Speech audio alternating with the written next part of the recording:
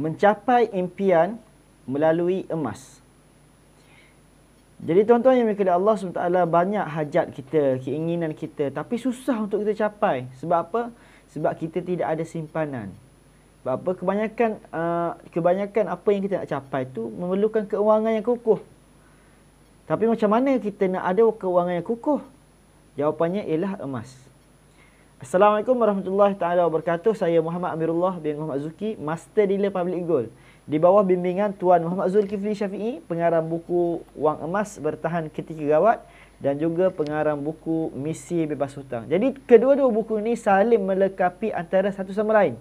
Kalau tuan-tuan nak ilmu asas berkaitan dengan simpanan emas dan pengurusan keuangan, wajib baca kedua-dua buku yang ditulis oleh Tuan Muhammad Zulkifli Syafi'i ini.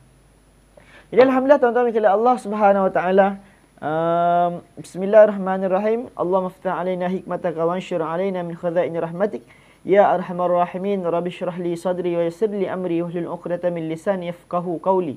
Amin ya rabbal alamin. Ya alhamdulillah tuan-tuan sekalian, Allah taala saya nak bagi tahu apa emas ni tuan-tuan, sebelum kita masuk kepada tajuk perbincangan kita pada malam ini. Apa-apa sahaja sebenarnya hajat-hajat kita ni kebiasaannya memerlukan keuangan yang kukuh. Contoh, seorang anak muda nak berkahwin, dia perlu ada keuangan yang kukuh. Ataupun seorang yang nak pergi haji, nak pergi umrah, dia perlu ada keuangan yang kukuh. Orang yang nak beli rumah, ataupun nak beli tanah, ataupun nak beli kereta, perlu ada keuangan yang kukuh. Dan mereka-mereka yang nak bersara nanti pun perlu ada keuangan yang kukuh juga. Jadi tuan-tuan yang kira Allah Ta'ala, bagi anak-anak kita, contoh kalau kita seorang ayah, kalau kita ada anak-anak kita, jadi anak-anak kita nak menyambung pelajaran. Nak menyambung pelajaran dia pun perlu ada keuangan yang kukuh juga sebagai seorang ayah. Jadi duit bukan segala-galanya, tetapi kebanyakan benda memerlukan duit untuk membuat kita bahagia, insya-Allah. Jadi tuan-tuan, kalau Allah SWT nak bagi tahu apa tuan-tuan, pertama sekali, kenapa perlu simpan emas ni? Kenapa perlu simpan emas? Kenapa untuk mencapai matlamat keuangan kita, kita perlu simpan emas? Sebab kebanyakan orang simpan duit ni dia tak lekat. Berlaku kebocoran di dalam simpanan. Kerja bertahun-tahun dah. Daripada bekerja bertahun-tahun tapi tidak ada simpanan tuan-tuan. Bekerja dah 5 tahun, 10 tahun, 15 tahun, 20 tahun tidak ada simpanan. Jadi mereka-mereka ni susah untuk mencapai matlamat keuangan mereka. Berapa orang sekarang ni, contoh paling mudah untuk anak-anak muda. Dan orang muda ni, dia untuk berkahwin. Macam mana dia nak berkahwin dalam keadaan tidak ada hutang? Jadi dia perlu ada simpanan yang kukuh. Bila perlu bermula? Jadi saya fokus hari ini berkaitan dengan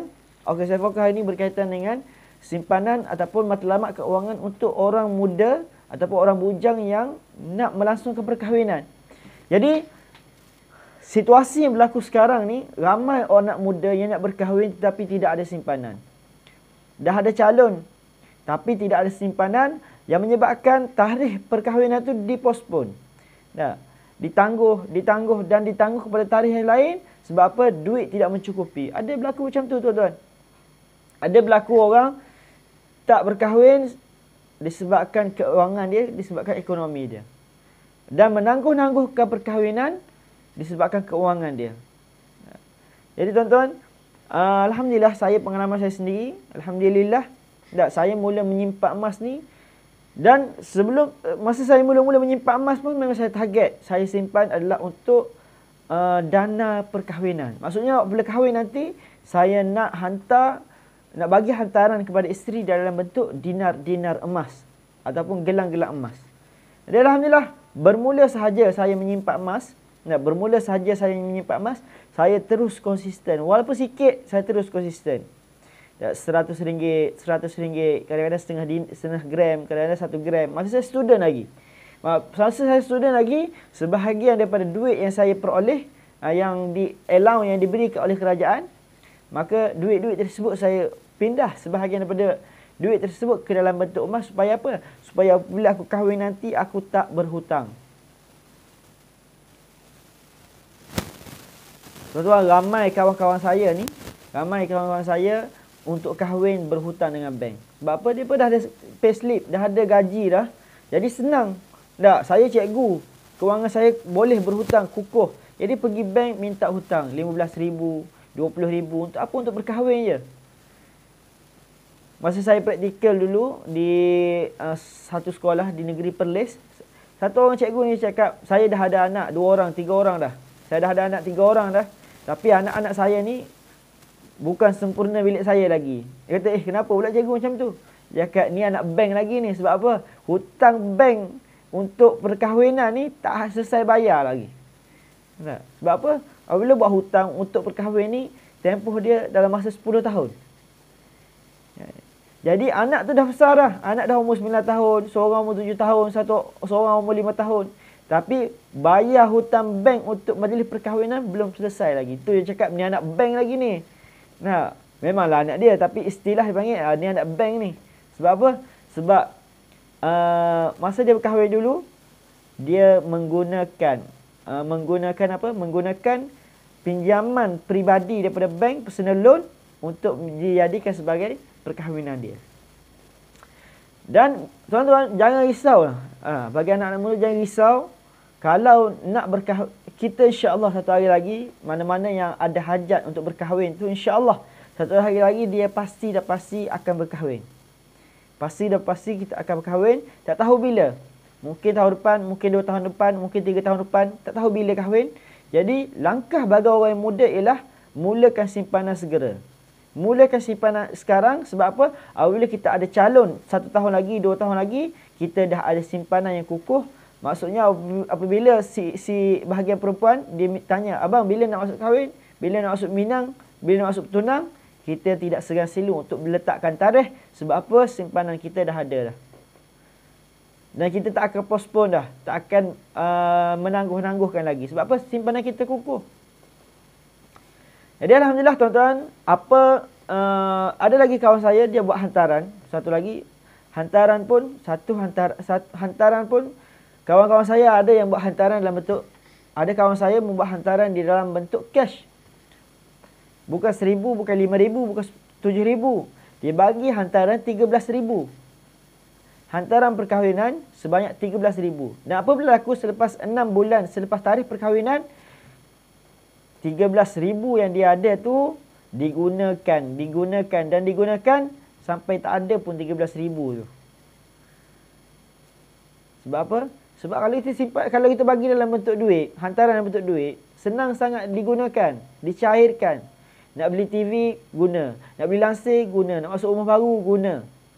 Last sekali, duit hantaran yang diberikan oleh pihak suami kepada isteri tu dah tak tersisa dalam masa 6 bulan sahaja. Namun tuan-tuan, alhamdulillah dengan menggunakan dinar, saya sendiri alhamdulillah hantaran dari bentuk dinar tu masih ada lagi. Masih ada lagi. Ini bentuk 5 dinar, ada lagi yang 1 dinar. Jadi tuan-tuan, kalau kita simpan, kalau kita buat hantaran dalam bentuk dinar macam ni, sangat-sangat bagus. Sebab apa? InsyaAllah dalam masa 10 tahun, 20 tahun, emas ni, dinar ni tak akan digunakan untuk alasan yang remeh-temeh. Kecuali betul-betul terdesak, duit kiri kanan atas bawah tak ada, insya-Allah barulah guna dinar ini sebagai benteng keuangan yang terakhir sekali. Jadi tuan-tuan kira Allah SWT, apa yang saya buat untuk melangsungkan perkahwinan tanpa hutang. Nak jadikan dinar sebagai hantaran, nak jadikan dinar sebagai perbelanjaan untuk membeli barang-barang hantaran.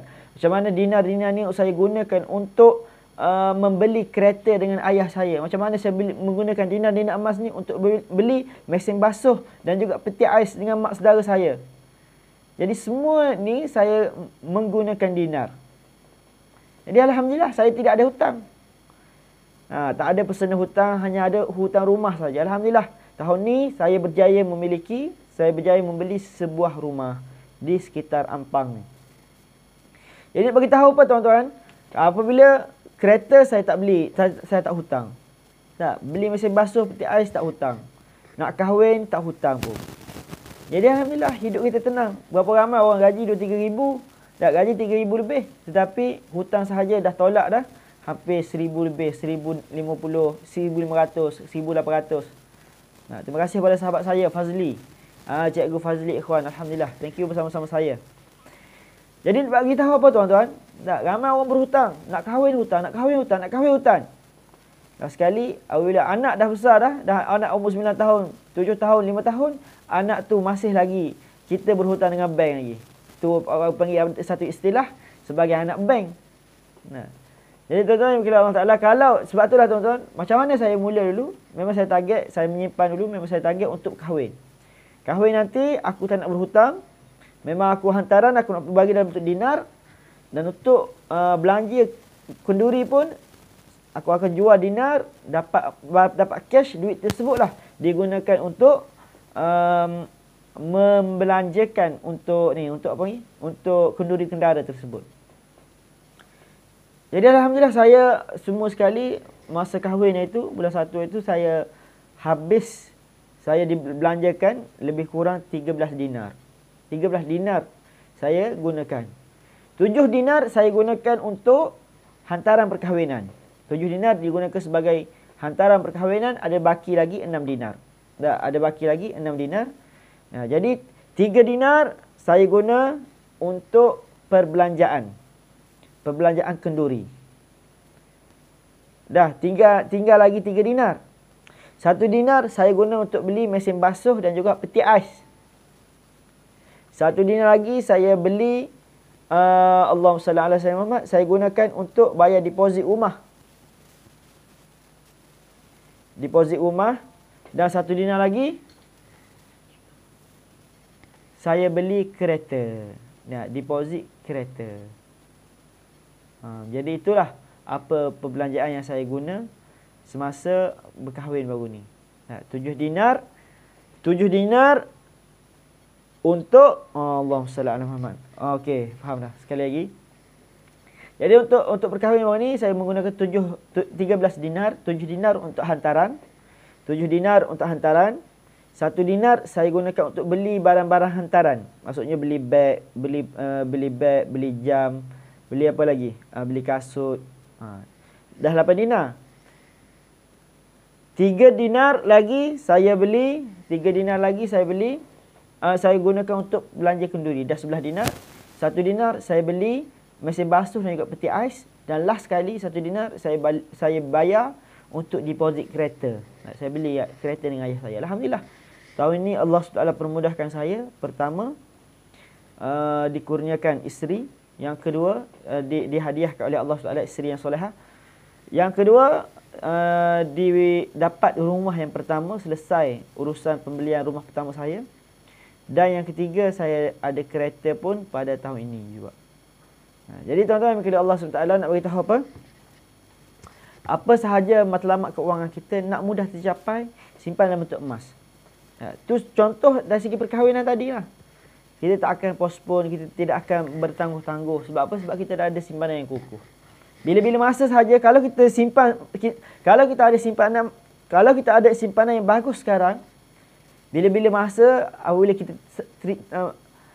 masa sahaja apabila kita bertemu calon yang kita sudi untuk berkahwin dan dia pun bersetuju untuk kahwin dengan kita boleh mempercepatkan majlis, letak satu tarikh dan tanpa kita postpone. Sebab apa? Simpanan kita dah kukuh dah.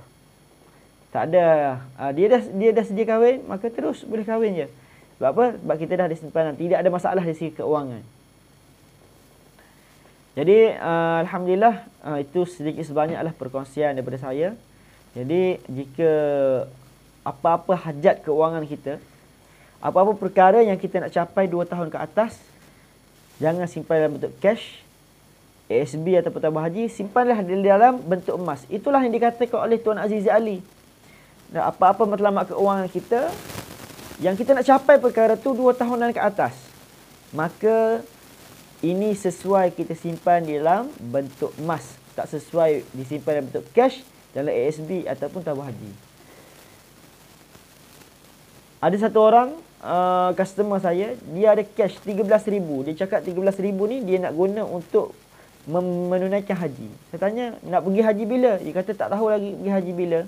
Jadi dia, okey, duit tersebut puan tukarlah ke dalam bentuk emas. Jadi alhamdulillah, 13,000 yang dia ada tu dia tukar ke dalam bentuk emas, dapatlah 11 dinar. Jadi andai katalah apabila dia nak pergi haji akan datang, Tak. Kos haji mungkin akan meningkat, namun kos untuk emas ataupun harga emas ni juga akan meningkat. Jadi dia dapat menandingi antara satu sama lain. Dan kalau kita tengok sejarah, sebenarnya sesiapa yang menggunakan emas untuk membuat tujuan dia adalah untuk menunaikan haji, kos membayar kos haji itu menurun sebanyak 80%. Apabila kita menggunakan emas sebagai perbelanjaan untuk menunaikan haji, sebenarnya kos perbelanjaan kita menurun 80% daripada dahulu.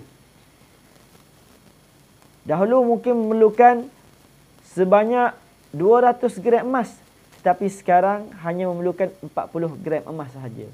80% kos haji turun apabila kita menggunakan emas. Sebab tu tuan-tuan, apa-apa hajat kewangan untuk anak-anak kita nanti untuk belajar pun tukarkan dalam bentuk emas. Sebab apa? InsyaAllah apabila kita menggunakan emas, hajat-hajat keuangan kita, impian-impian kita mudah tercapai. Nak kumpul deposit beli rumah, nak kumpul deposit beli tanah, nak kumpul deposit beli kereta, yang ni sesuai simpan di dalam bentuk emas. Apabila matlamat tersebut, kita nak capai 2 tahun dan ke atas. Jadi insyaAllah tuan-tuan, sesiapa yang nak memulakan simpanan emas bersama Public Gold, tak perlu beli sekilo terus. Tak perlu beli sekilo terus. Boleh mula dengan 5 dinar. Tak mampu 5 dinar, boleh mula dengan 5 gram. Tak mampu 5 gram, boleh simpan dalam bentuk 1 gram. Boleh simpan dengan 1 gram sahaja. Okey, ini contoh emas roti canai. Boleh mula 1 gram. Anda kata 1 gram pun tak mampu, boleh mula menyimpan serendah RM100 sahaja. Dan apa yang menarik ialah tidak ada komitmen bulanan. Bila-bila masa sahaja kita nak beli boleh. Dan tidak ada komitmen. Bukannya tak, bulan ni beli, bulan depan wajib beli. Tak. Bergantung kepada bajet yang kita ada. Dulu kita simpan dalam bentuk duit kan. Sekarang tukar simpanan kita, simpanlah dalam bentuk emas. Sebab apa? Ia lebih kukuh. InsyaAllah sesiapa yang konsisten simpan 1 gram 1 bulan, InsyaAllah selama 12 bulan dia akan ada 12 gram ataupun lebih daripada 12 gram. Namun mereka yang konsisten menyimpan duit 300 bulan, hujung bulan tengok, hujung tahun tengok, ada tak 3,600? Kebanyakan 1,000 pun tidak ada dalam simpanan. Sebab apa? Kalau kita simpan dalam bentuk duit, simpan sikit, lama-lama tetap sedikit. Sebab apa? Kita nampak sahaja nombor-nombor emas, nombor-nombor duit tu, kita akan keluarkan untuk guna untuk perkara-perkara yang kita rasa ataupun kita jadikan ia terdesak, sedangkan dia bukan terdesak pun. Namun apabila kita simpan emas, perasaan kita, psikologi kita sayang nak berbelanja. Jadi kita postpone. Kita tak beli, kita guna lagi duit-duit yang kita ada. Jadi untuk mengelak daripada kebocoran wang, untuk mengadakan simpanan yang kukuh, simpanlah di dalam bentuk emas-emas macam ni. Jadi saya sedia untuk bantu tuan-tuan menyimpan. Sesiapa nak menyimpan, boleh klik sahaja link WhatsApp di atas. Nanti saya akan bimbing tuan-tuan. Jom follow saya rapat-rapat untuk dapatkan lebih banyak ilmu keuangan dan ilmu emas. Assalamualaikum.